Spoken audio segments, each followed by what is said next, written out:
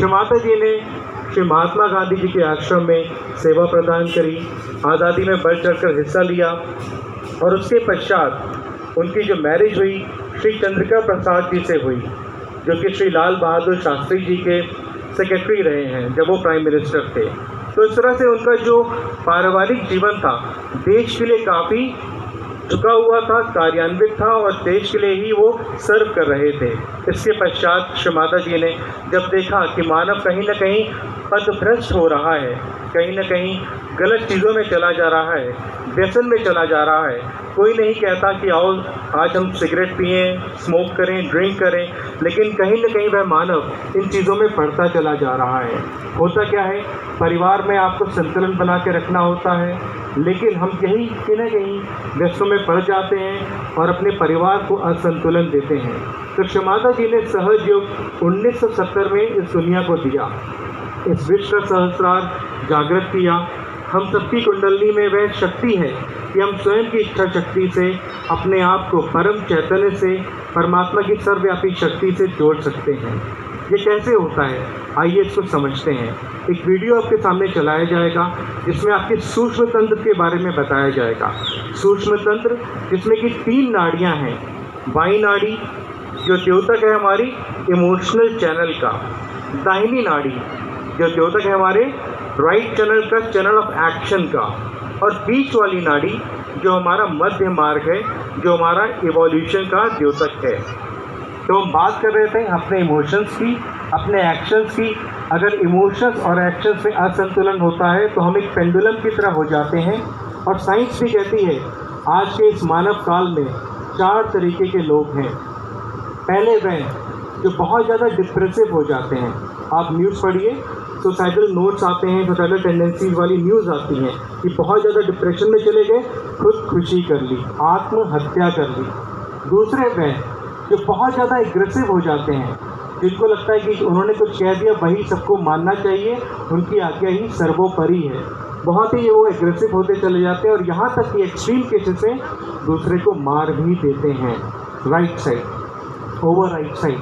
और तीसरे वह जिनको पता नहीं होता है, कभी बिल्कुल उदासीनता की ओर और कभी कभी एक ज्वालामुखी की तरह फट जाते हैं। एक पेंडुलम में, दैट मीन्स लेफ्ट और राइट, इमोशंस और एक्शंस में उनको कैसे संतुलन बना के रखना है बिल्कुल भी नहीं आता। और उनकी जो प्रवृत्ति होती है, उनकी जो पर्सनालिटी होती है, बहुत ही क्षणिक होती है। चौथे वो जो स्वयं का आत्म साक्षात्कार, आत्मबोध प्राप्त करते हैं, उनकी स्वयं की कुंडलिनी शक्ति तीनों नाड़ियों को पोषित करती है। सभी चक्रों को जो आपको डायग्राम में दिखाए गए हैं 1 2 3 4 5 6 7, इन सभी 7 चक्रास को, एनर्जी सेंटर्स को, जिन्हें मेडिकल लैंग्वेज में प्लेक्सेस भी कहते हैं, उनको पोषित करती है, नरिश करती है, नर्चर करती है। ये चक्र जो होते हैं, प्लेक्सेस जो होते हैं, फिजिकली हमारी बॉडी के इंटरनल ऑर्गन्स को रेगुलेट करते हैं। अमूमन के लिए उदाहरण लीजिए, किसी को हृदय का घात होता है तो उसको बोलते हैं कार्डियक अरेस्ट हो गया है, कार्डियोलॉजी में ले जाओ। कार्डियक प्लेक्सेस हृदय पे होता है।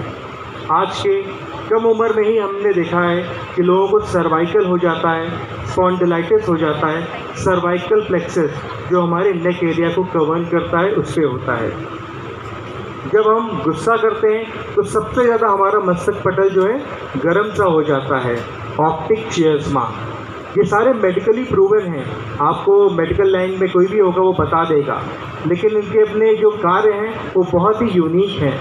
सभी इंटरनल ऑर्गन्स को रेगुलेट करते हैं। जो आपका पेट वाला चक्र है, अगर आप देखें कोहेलिक प्लेक्सेस, ये आपकी पाचन क्रिया को, इंटेस्टाइन को, इसको रेगुलेट करता है।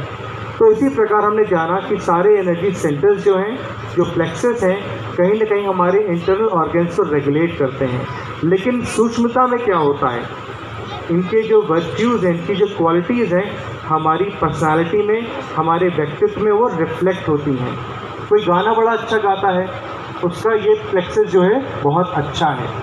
किसी के हृदय में लोगों के लिए असीम प्रेम है, सबके लिए बहुत प्यार है, घृणा नहीं करता, कहते हैं उसका कार्डियक प्लेक्सेस जो हृदय का चक्र है बहुत अच्छा है, सबके लिए वहाँ पे कंपैशन है। किसी के अंदर ग्रीड बहुत है, लालच बहुत है, कोई सिखाता नहीं लालच करना, लेकिन आ जाता है और हम लालची होने लगते हैं।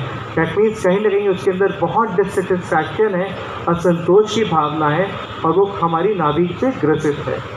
तो अलग अलग व्यक्तित्व वाले इंसान, क्योंकि अलग अलग हमारे चक्रों की जो चालना हमारे अंदर हो रही है, इसको सही करना, संतुलन में लेके आना बहुत आवश्यक है।